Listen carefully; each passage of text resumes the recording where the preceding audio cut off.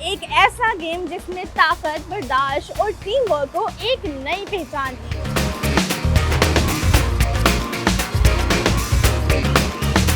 Interest develop हो जाता है। लाइक आप जब डिफरेंट इवेंट्स में देखते हो या ये आई थिंक ड्राइंग की तो आप वीडियोस भी देखेंगे तो आप इंस्पायर हो जाएंगे।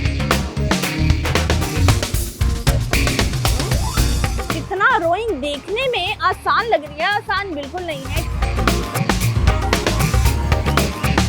लाइट वेट में जो पर्सन इस पे बैठेगा उसका वजन जो होगा 72.5 होगा या 72 होगा। असल में इसकी सेटिंग हुई है बोर्ड की, लेफ्ट साइड जो ऊपर होती है और राइट साइड जो नीचे होता है।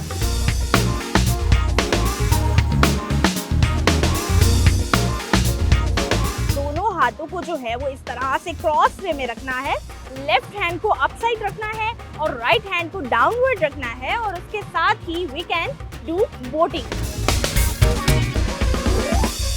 अस्सलाम वालेकुम viewers, this is me Saba Pasha and you are watching program खेलो पाकिस्तान। नाज़रीन, आप सोच रहे होंगे कि आज मैं एक बहुत ही मुनफरिद लोकेशन पर मौजूद हूँ। दरख्तों की हरियाली है, खूबसूरत सी नहर है और इस नहर के पास हम क्या कर रहे हैं, तो मैं आपको बता दूं कि आज हम जिस प्रोग्राम को, जिस गेम को आपको दिखाने के लिए यहाँ पर मौजूद है वो है रोइंग। रोइंग एक ऐसा खेल जिसकी अगर मैं बात करूं तो ताकत, बर्दाश्त और टीम वर्क एक नई पहचान बनी। और उस पहचान की अगर हम बात करें तो आज आपको दिखाएंगे कि इस नहर में किस तरह से कश्तियों को चलाया जाता है, रोइंग की जाती है और रोइंग की दिलचस्प कहानी जो है वो हम आपको दिखाएंगे। हमारे साथ रहिए।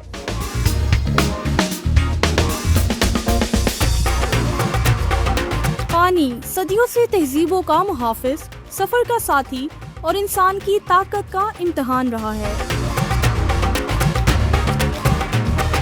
रोइंग की तारीख तकरीबन 5000 साल पुरानी है। कदीम मिस्र में दरियाए नील पर लोग चप्पुओं की मदद से कश्तियां चलाते थे। बाद अज़ां यूनान और रोम ने रोइंग को अपनी बहरी ताकत का अहम हिस्सा बना लिया। रोइंग में ताकत से ज्यादा अहम होती है टेक्निक और टीम वर्क। हर स्ट्रोक पूरे जिस्म की ताकत से मुकम्मल होता है।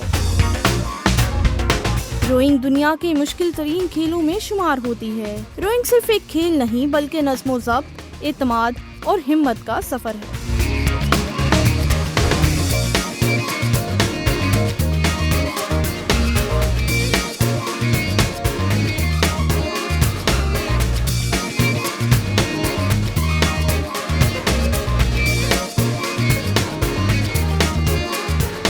Alright, so we have one female rowing player with us। उनसे हम जानते हैं कि उन्होंने रोइंग की शुरुआत कब से की, वो कब से गेम खेल रही हैं और फ्यूचर प्लान्स क्या हैं। अस्सलाम वालेकुम, व्हाट्स योर नेम?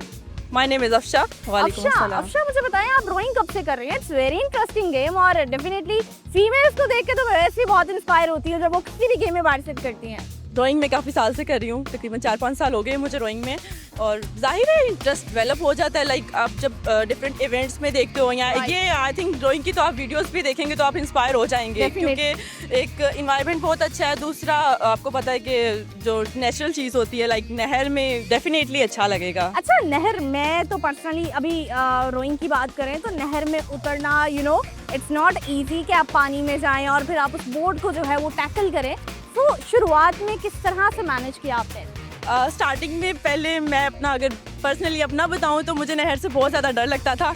इवन पानी का मतलब एक जो फोबिया है ना मुझे। हाँ। और ऊपर से अगर स्विमिंग की बात की जाए, स्विमिंग भी आती थी मुझे, लेकिन आपको पता है स्विमिंग पूल में नीचे पानी नजर आ रहा होता है, नीचे फ्लोर नजर आ रहा होता है, यहाँ पर लेकिन नहर में नीचे आपको कुछ नजर ही नहीं आ रहा होता है और वो मेरा डर बहुत ज़्यादा था।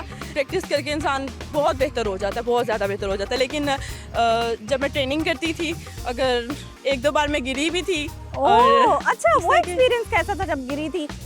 आप डर जाते हो अगर आप स्विमिंग नहीं प्रॉपर और स्पेशली नहर की बात करें क्योंकि ये नेचुरल है, यहाँ पानी का बहाव है, इसको कंट्रोल नहीं कर सकते। मुझे लगता है कि वो एक्सपीरियंस चेंज होता होगा जिसमें आपको बाहर आना भी आता होगा और आपको नहर से डर भी नहीं लगता होगा। और मेरा वो एक्सपीरियंस था कि जिसमें मुझे नहर से डर भी लगता था और मुझे बाहर भी आना नहीं आता था। किस तरह उस मोमेंट को आपने जो है वो टैकल किया? बहुत मुश्किल से मतलब वो जो सिचुएशन थी तब वाली वो बहुत मुश्किल थी। गिर कैसे गई थी? बैलेंस नहीं हुआ था, अनबैलेंस हो गया था? अनबैलेंस हुआ था। अदरवाइज मेरे कोच भी मुझे कहते थे कि आपकी ग्रिप अच्छी है, आप गिर नहीं सकती हैं, लेकिन अनबैलेंस आपको पता है हो सकता है। हो सकता है, गेम है उसमें कुछ भी हो सकता है। Right, so what are your goals now?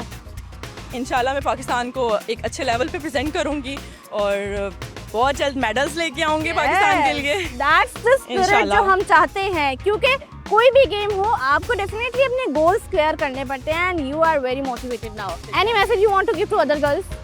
मैं चाहूँगी कि कोई भी गर्ल है ना, स्पेशली अगर फिजिकल एजुकेशन की नहीं भी है तो उसे भी चाहिए कि वो अपने आप को फिजिकल एक्टिविटी से इंगेज करे।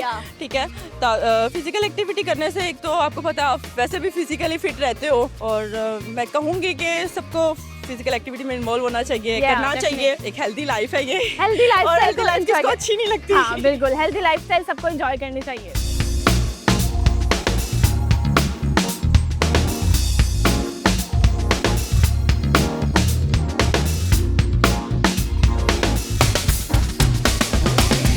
Alright, so we have Secretary of Rowing Boating Club, Abdullah खोकर। इनसे हम जानेंगे इस क्लब की बुनियाद के बारे में, कब से आगाज हुआ और यहाँ पर ये सिलसिला कब से जारी है। अस्सलाम वालेकुम। जी वालेकुम अस्सलाम।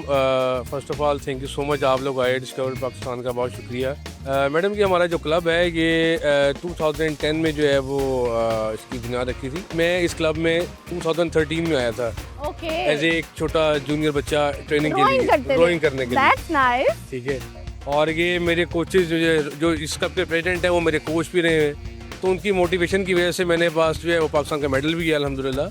तो ये बहुत एक ज़बरदस्त गेम है। मैं आपके तवस्सुल से जितने भी हमारे पाकिस्तान के बच्चे हैं, नौजवान बच्चे हैं जो भी ग्रोइंग एज में हैं, मैं उनसे रिक्वेस्ट करूँगा, क्योंकि आपको पता है कि हमारी पाकिस्तान की जो खुराकें हैं वो उस तरह की नहीं रही हैं, बिल्कुल ऐसी है। तो ये रोइंग लाजमी करें, क्योंकि फुल बॉडी एक्सरसाइज है ये। ठीक है, मतलब मैं समझता हूँ कि ये एक ऐसी गेम है जिसमें आप सर से लेके पाँव तक जो है आपकी ट्रेनिंग होती है, इसकी एक्सरसाइज होती है। तो मैडम मैं यही कहूँगा कि यहाँ पे लोग आएँ, आके ट्रेनिंग करें। अपने खास तौर पे छोटे बच्चे हैं, हमारे पास इंटर स्कूल के बच्चे आते हैं, इंटर कॉलेज के बच्चे आते हैं, यूनिवर्सिटी के बच्चे आते हैं, हमारे डिपार्टमेंट भी ट्रेनिंग करने आते हैं। ओके, तो मुझे सबसे ज़्यादा खुशी होती है बच्चों को देख के, ठीक है, क्योंकि बच्चे की जो स्टार्टिंग है, जो बेस है वो अच्छी होनी अच्छी चाहिए। होनी चाहिए डेफिनेटली। हाँ, अच्छा, definitely किस करनी एज ग्रुप के बच्चे यहाँ पे आना शुरू हो जाते हैं? मैडम 5 क्लास से ऑनवर्ड। Okay, that's nice. मतलब Yes. इतने कोई बड़े बच्चे नहीं होते। हाँ जी, हाँ जी। ओके, नहीं, यहाँ पे that's हमारे पास आपने देखा है, हमारे पास प्रॉपर कोचेज हैं, ट्रेंड कोचेज हैं। आजकल जो बच्चे हैं वो ज़्यादातर वो इन रूम में वो गेम्स और वीडियो गेम्स में ज़्यादा उनको रुझान है। तो वो मैंने देखा आजकल बच्चे हमारे उनकी ग्रोइंग एज जो है ना, लाइक वो उनके कद जो है वो सही नहीं है, लाइक जो होने चाहिए बच्चों के, लाइक ग्रो उनको बेहतर Yes, करना चाहिए। yes, that's yes, really yes. Nice. और ये मेरे ख्याल से बहुत अच्छा मैसेज है कि बच्चों की ग्रोइंग के लिए, उनकी बोन्स को हेल्दी करने के लिए ये बहुत बेहतरीन एक्टिविटी है। और जैसा कि अब समर्स हैं, समर्स में ये होता है, गर्मी है, लेकिन इसके अगर वेन्यू की हम स्पेसिफिकली बात करें तो ये कैनाल के बीच में है, तो गर्मी का भी कोई मामला नहीं है। आप ठंडी कैनाल में आके बहुत अच्छे से रोइंग करके अपने आप को जो है वो लुत्फानंदोज भी हो सकते हैं आप इस गेम से, और साथ साथ एंजॉय भी कर सकते हैं। तारीख तो देखने में बहुत ज़्यादा खूबसूरत लगती है, लेकिन जितना रोइंग देखने में आसान लग रही है, आसान बिल्कुल नहीं है। क्योंकि जब नहर में उतरा जाता है और इस कश्ती को संभाला जाता है, तभी पता लगता है कि ये एक्चुअल गेम क्या है। क्योंकि इस गेम में आपकी फुल बॉडी पोस्चर्स के जो है वो उसमें ताकत लगती है, चाहे वो शोल्डर्स हैं, चाहे वो लेग्स हैं। तो इसके बारे में हम मज़ीद जानते हैं।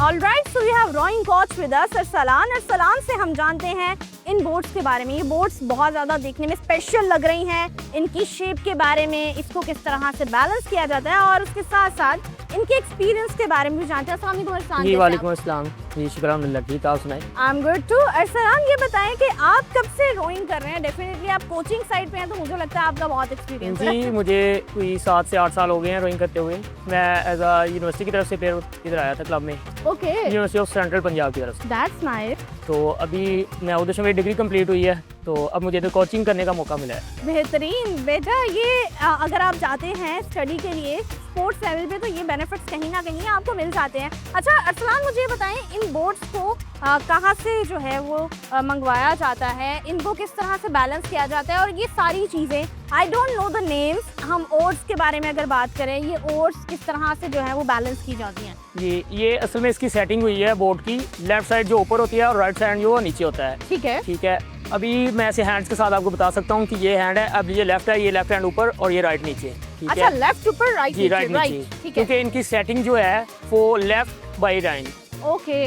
और हमने जब first लेफ्ट time- हैंड जो हमारा ऊपर होगा और राइट हैंड नीचे होगा ना, और ब्लेड्स की शेप जो है वो इस तरह होगी, ओके तो पानी के ऊपर फ्लैट होंगे, ये बैलेंस होंगे। हम फिशेस को देखते हैं, उनके जो विंग्स होते हैं वो फ्लैट होते हैं। तो ये ओर्स जो हैं उसी तरह से काम करते हैं। अरसलान, किस तरह से गाइड करते हैं जब कोई बिगिनर आता है यहाँ पर, और उससे आप क्या सबसे बेसिक ट्रेनिंग क्या देते हैं आप? सबसे पहले हम उसको जस्ट बैठना सिखाते हैं, जब जो फर्स्ट रोल है, यानी मतलब कि अभी आप मुझे भी सिखाने वाले हैं। जी आपको भी सिखा देंगे, तो मसला नहीं है इसमें। ओके, तो सबसे पहले इसको बैठना सिखाना है, पाँव किधर रखना है और कैसे बैठना है इसके ठीक ऊपर। है, बैठने के बाद सबसे पहले उसको बताना है कि हैंड्स की ग्रिप कैसे करते ठीक है। हैं और उसको कैसे पकड़ना है। ओके, जब वो ये चीज़ें स्टेप बाय स्टेप, उनको काफ़ी मरहले हैं जिनसे गुजरना पड़ता है, step by step. That's nice. अच्छा, सेफ्टी प्रिकॉशंस क्या हैं? डेफिनेटली मेरे जैसा बंदा जाएगा वो तो सबसे पहले देखिए- वाटर फोबिया है, डरेगा, लेकिन हम अगर सेफ्टी प्रिकॉशंस की बात करें तो किस तरह से मेंटेन कर सकते हैं उन चीज़ों को हम? और जो है सेफ्टी का जो ऐसे है कि सबसे पहले जब बैठते हैं ना, हम उसको बैलेंस करना सिखाते हैं। जब बैलेंस में बंदा बैठता है ना, तो गिरने के चांस बहुत ही कम होते हैं, बहुत ही कम लेकिन होते हैं।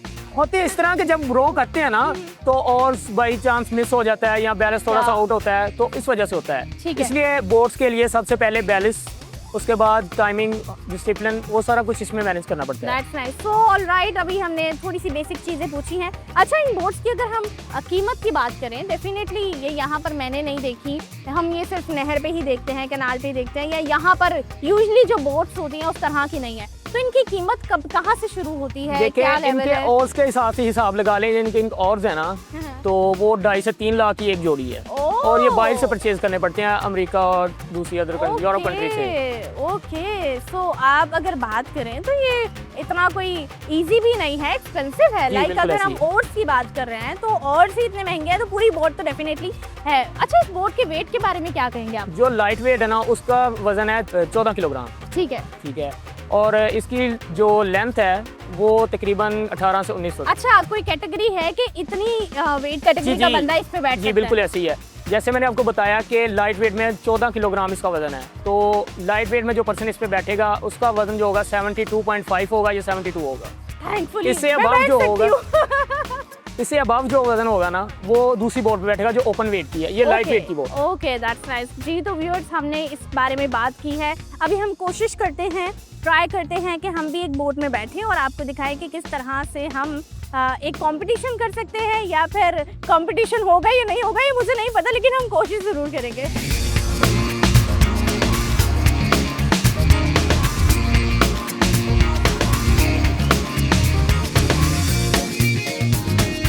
पानी में उतर आए हैं और मैं यहाँ पे कोशिश करने वाली हूँ कि हम किस तरह से बैठेंगे। आई एम वेरी एक्साइटेड, क्योंकि ये बोट्स जो है वो देखने में प्यारी लग रही हैं। मैंने जब ड्राइंग देखी थी, आई वाज लाइक कि हाँ मैं जाऊँगी, मैं ये करूँगी, लेकिन यहाँ पर आगे मुझे लग रहा है कि इट्स वेरी डिफिकल्ट और यहाँ पे बैलेंस करना is very difficult. So let's see कि हम किस तरह से कर सकते हैं। अभी मैं बोट पे जाने वाली हूँ, मुझे कोच गाइड करेंगे और फिर मैं बोट पे बैठ जाऊँगी।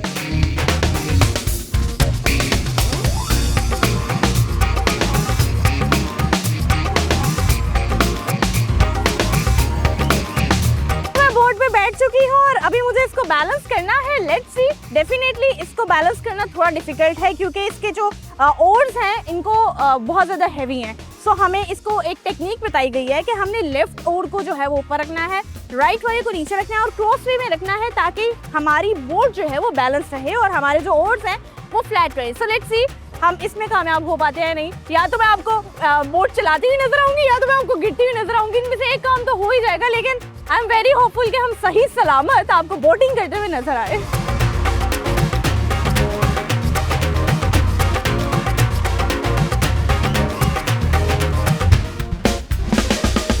ऑलराइट, सो व्यूअर्स, अभी हम बोटिंग कर रहे हैं and it's very good experience. Although अगर आपको एज अ बिगनर करना है, सो आई मस्ट सजेस्ट कि आप जो है वो 2 पर्सन वाली बोट में आए, ताकि आपको एक सपोर्टर मिल जाए। और मेरे बैग पे अभी जो है वो कोच है, so that is very good thing, क्योंकि मुझे एक इनर सेटिस्फेक्शन है कि I am with the coach और वो मुझे संभाल लेंगे। But there is a technique कि हमने अपनी दोनों हाथों को जो है वो इस तरह से क्रॉस वे में रखना है, लेफ्ट हैंड को अप साइड रखना है और राइट हैंड को डाउनवर्ड रखना है, और उसके साथ ही we can do boating. So that is very good experience, I am enjoying it.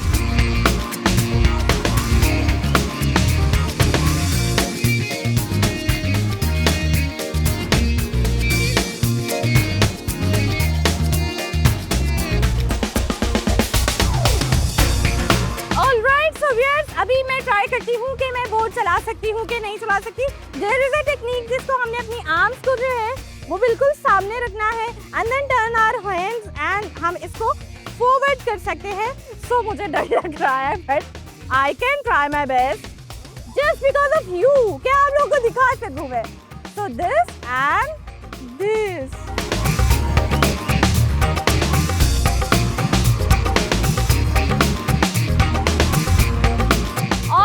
So viewers, आज हम मौजूद थे रोइंग क्लब पे कैनाल में और अभी भी मैं वोटिंग कर रही हूँ और हम कैनाल में मौजूद हैं। I enjoyed a lot, it's very difficult but very interesting और मुझे गाइड किया गया कि मुझे यूँ स्टिफ रहना है क्योंकि अभी मेरा फर्स्ट डे है। सो उसके अकॉर्डिंग मैंने चीज़ों को फॉलो भी करना है। सो बहुत मज़ा आया। उम्मीद है आपको आज का प्रोग्राम पसंद आया होगा। मज़ीद इसी तरह की एक्टिविटीज के साथ और न्यू गेम्स के साथ हम हाजिर होंगे खेलो पाकिस्तान की टीम के साथ।